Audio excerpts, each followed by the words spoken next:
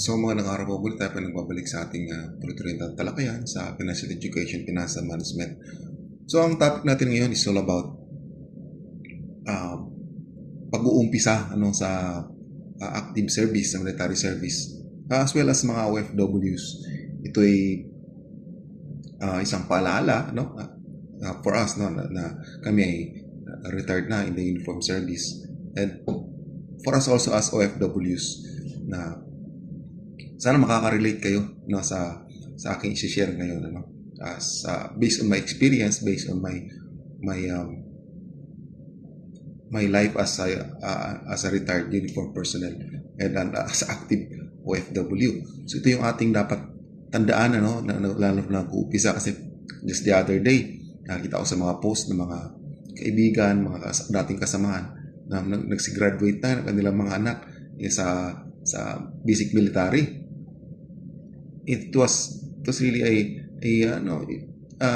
amazing thing, yung mga bata na ito dati mga sipunin at mga bulilit pa sa mga barracks, sa housing, mga malilit pa mga ito, and now they are airwomen na nag-uumpisa na sa kanilang buhay as a uniform personnel.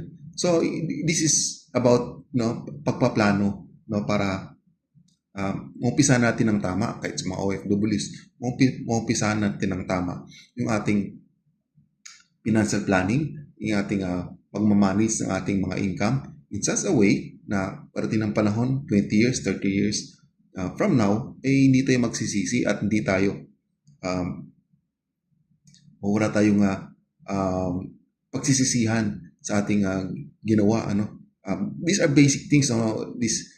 This might not be very exciting. This might not be yung nakasanayan natin sa nakikita natin sa mga kaibigan natin, but this will be very, very effective. First and foremost, as we start our uniform service, or as we start our life as OFWs, unang-una, ito dapat nating tandaan. Alamin natin yung ating income and expenses. Very important ito. Hindi tayo kasi alam naman natin may sahod tayo, but we should know lahat ng income na matatanggap natin ay allowances, mga benefits, mga bonuses, dapat alam natin lahat yan. Para conscious tayo paano natin i-spend yung ating yung income, kung may mga sideline pa tayo, isama natin sa pagkukwenta. And then our expenses, we should know as we start our career, dapat alam natin ano bang malaking mai-spend ko, makikita natin yan na first few months ng ating pagtatrabaho. Ano bang malaking nagagastos ko in my transportation, sa mga first still single, ano ba yung naibibigay kong malaki sa mga remittances, sa mga support, family support, sa mga kapatid, sa parents natin. So ito yung dapat natin unang-unang dapat alamin. We should know magkano bang kinikita natin sa isang buwan at magkano ang nagagastos natin. Baka pantay lang pantay lang yung anong pumapasok, yun rin lumalabas, or minsan deficit pa, ibig sabihin yung kinikita natin kulang pa. So nangyayari is inuutang natin, ina-advance na natin yung gastusin. So which is very, very problematic later on. So alam natin yan. Dapat meron ba tayong na-save? Meron ba tayong na-invest sa ating kinikita? Or lahat ay lumalabas lang? So yun ang dapat nating alamin. So para malaman natin yan, we should know our budget. Paano ba natin, kasi alam na natin yung ating income sa isang buwan, paano ba natin siya inahati-hati? Meron ba tayong sistema ganito? Or bahala na. Yun ang minsan nagiging problema pagka hindi natin alam yung ating budget. So we should know ano ba ang yung 100% na yun, saan napupunta ang 50% or 60%. Most of the biggest expenses are going always to our needs, yung pangangailangan. Yung pangunahing pangangailangan, of course, our food, shelter, and clothing, and medical expenses. Ito yung mga basic needs natin. Yung certain percentage, let's say 20%, may tatabi ba tayo? Do we have savings? Do we have investments na naitatabi as early as we start our career? Ito ang dapat natin tandaan, no? And of course, huwag na natin kalimutan yung ating mga wants, ano? Hindi, ito minsan nagiging problema pag masyado rin tayong tight sa ating pagbabudget. Pag hindi natin napagbigyan yung ating wants, we delay it too much in such a way na nadideprive natin. At pag minsan, pag umabot tayo doon sa sukdulan, ay doon minsan tayo nag-splurge, masyadong ninitipid, hindi natin binibigyan ng leeway yung mga wants natin. So, nagiging bad effect rin ito parating ng panahon. So, of course, malaking advantage yung pag nasa uniform service tayo. No? Unang-una, mas nakakatipid tayo sa ating housing because pagpasok pa lang natin, pag naka-assign tayo sa mga units, we will be provided ng mga barracks or pag later on, pag may pamilya tayo, may mga privilege of having housing para sa ating mga pamilya, which is very big advantage, as privilege. They are just privilege, but advantage pag tayo ay mabigyan ng ganito kasi mas nakakatipid tayo. So ito yung dapat nating na i-take advantage also, yung pagtitipid. Kasi minsan, yung iba, ginagawa nila kasi ayaw nilang yung buhay barracks, kasi regimented, medyo you have to follow certain regulations. So ginagawa ng iba is kumukuha ng apartment, or nagre-rent out sa labas, which is added expenses. So we should have the balance of paano makakatipid at paano, kasi we're just starting. And then pag nag-start tayo ng nagre-rent out kagad tayo ng medyo malaki-laki, baka most of our expenses na napupunta lang doon. So habang nag-i-start tayo, as we start our career, ito yung una natin gawin. We should build, habang malinis pa yung ating payslip, wala pang mga deductions sa mga loans, wala pang ano-ano pang mga expenses nating pinapasok. We should build our emergency fund. Very important dito. Ito yung dapat nating inuuna, yung first 3 to 6 months of our living expenses. So dapat, kasi baka naikwento na natin, paano ba yung mga expenses natin na nakikita natin sa ating unang step, knowing your income and knowing your expenses. So dapat yung monthly expenses na yun, 3 to 6 months, dapat binibuild up natin. So it might take some time, hindi naman to yung 3 to 6 months of our living expenses might take you 2 years or 3 years to build up, but you should start. We should start, ito yung dapat natin bago pa tayo magkapamilya, bago pa tayo bumili ng kung ano, bibili ng sasakyan or bibili ng bahay. Ito dapat ating inuuna, yung emergency fund, very very important ito. So keep it in a separate savings account, pwede natin ito ilagay sa mga savings and loan association na while andun siya ay pag hindi naman ginagamit sa wala namang emergency na darating, ito tutubo, baka after some time yung emergency fund natin ay dodoble after some time, after 6 years, 7 years, dodoble na. So of course, tumataas rin yung mga bilihin, tumataas rin yung mga medical bills, at least sumasabay yung ating mga emergency fund na ating na-build up. So this will protect us for mga unexpected expenses, lalo-lalo na mga family emergencies, or bigla tayong na-reassign, bigla tayong napunta sa ibang unit na kailangan natin. We have to prepare for another expenses. Meron tayong may uhugot. Just keep it that way, yung ating emergency fund. Of course, ang principle naman dyan, pag nagamit natin yung emergency fund natin, or nagamit natin certain percentage, nakalahati nagamit natin during emergency, replenish natin. Balik natin ulit siya, as much as possible. Dagdagan natin ng konti kasi because of inflation ay buwababa rin ang value ng ating mga pera. Next thing is, huwag tayong mangutang kaagad, or let's avoid yung debt trap yung sinasabi nila. ito yung napaka prominent, very problematic ito sa uniform service because, as we start, habang nga tayo nagtitraining pa lang, sa basic military pa lang, marami na mga info drive.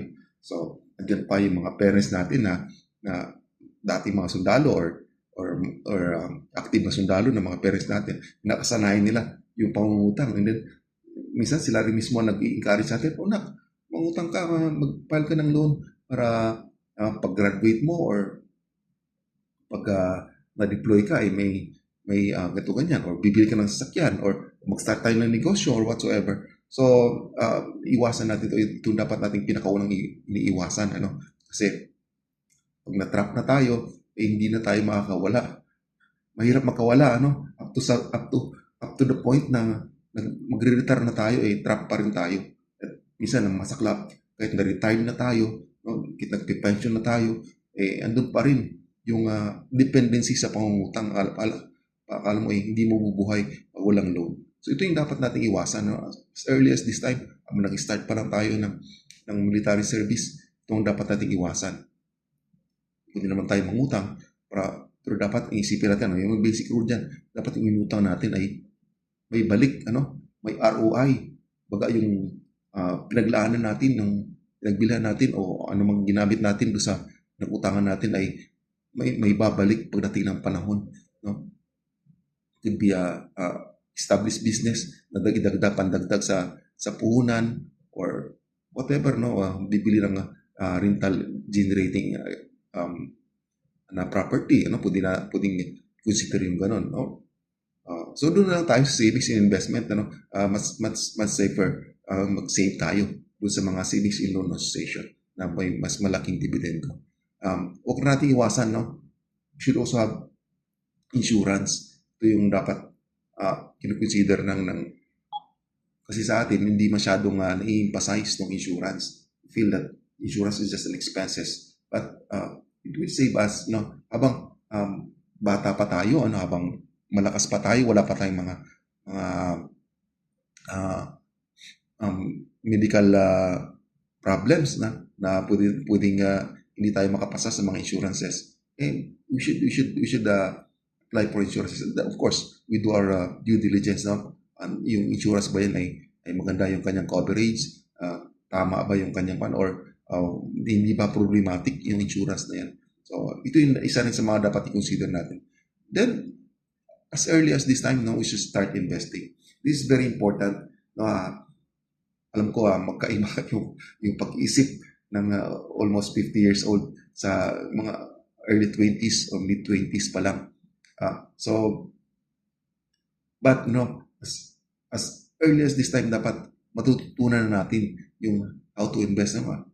Ulit-ulit kong sinasabi, ano ba yung pinaka-practical investment, savings and investment, two into one, 2-in-1 na pwede natin pag-umpisan.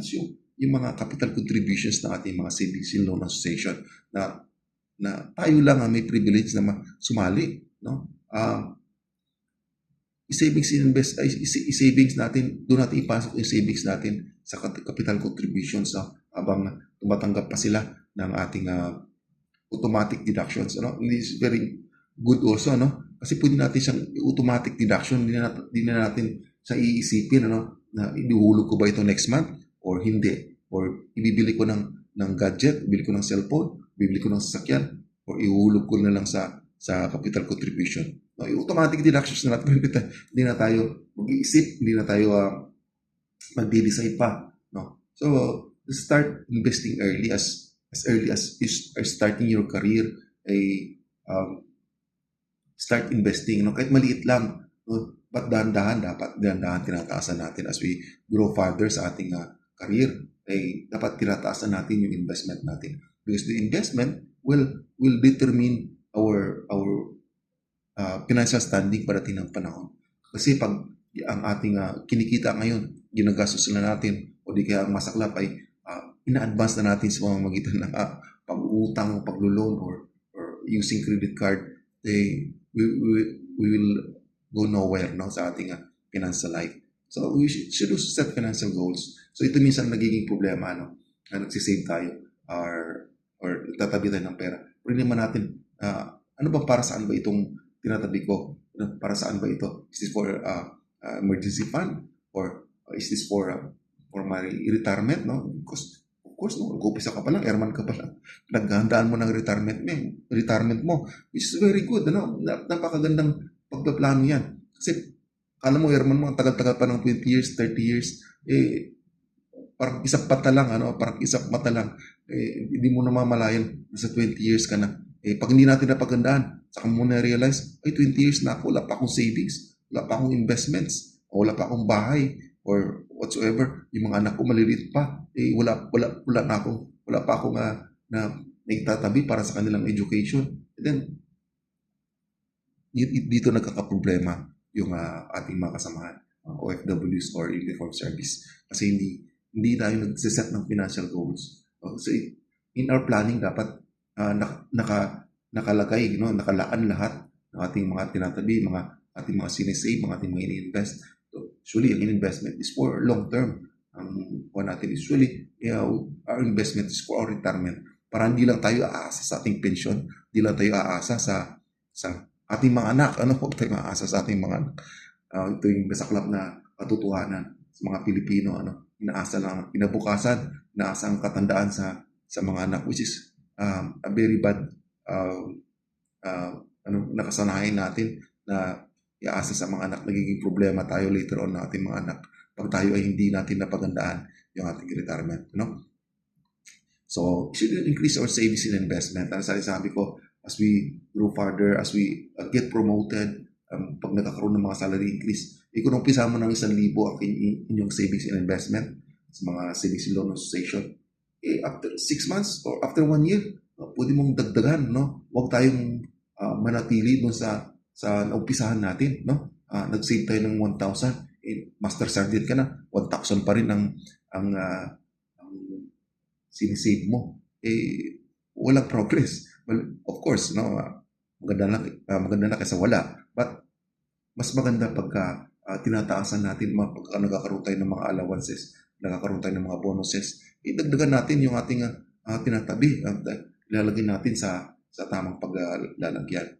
So, ano ba yung mga dapat nating as we go back do sa ating we summarize kung ano may pag-usapan natin, Una-una, iwasan natin mangutang. Malubog sa utang, or hindi naman maiwasan yung mangutang, iwasan natin malubog sa utang. Alam mo yung utang na wala ka nang kawala, Kasi karamihan sa mga kasama natin, nag-aawol na lang kasi wala nang sinasahod dahil sa sobrang utang, Pangalawa, should build emergency fund. Very important ito. Ito'y parati nating ini-emphasize, Emergency are just around the corner, Hindi natin alam kung kailan, hindi natin alam kung saan mangyayari yung emergency, But kung tayo ang ating buhay financial, where they are just one emergency away from being broke, tayo ay nasa problematic situation. So dapat na-build up na ito 3 to 6 months. Kung kahit pa natin ma-extend into 12 months of our living expenses, much better. So, learn the basic investings. Ang investment naman ay natutunan sa pag-uumpisa natin, natutunan natin ano bang pwedeng kumikita na maganda. And we should start it early, And then we should practice in a while. Minsan yung financial planning, financial management are minsan trial and error, minsan susubukan natin just like business, minsan susubukan natin kumikita, minsan pumapalpak, then we will learn from that, Huwag tayong mawala ng pag-asa pagka medyo pumapalpak minsan yung mga pinapasok nating investments or di kumikita yung mga business na inumpisahan natin. We should learn from them. Ito yung maganda naman sa we start.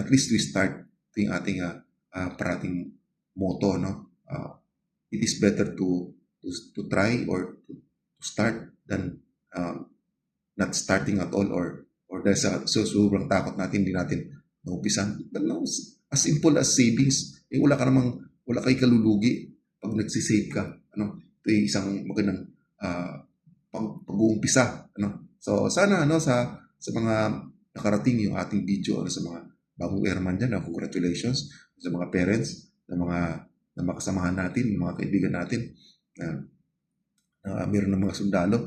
Ay, congratulations din sa inyo.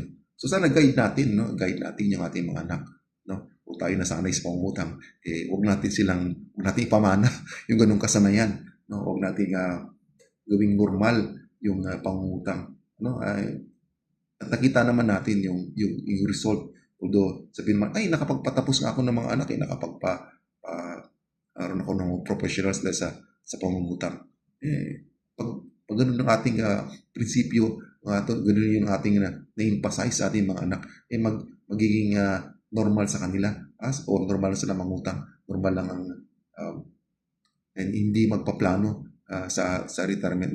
In a way, yun ang ipapamana natin, no? Of course, sa usaping pinansyal. Kasi we are influencer ng ating mga anak. So, sana po, we guide them, we give them the right direction, no, as parents, no, para sa kanila, no, in their future families, mas maayos yung kanilang buhay pinansyal. So sana po ay manatutunan kayo at sana po ay pagpalain tayo ng buhay. Thank you po.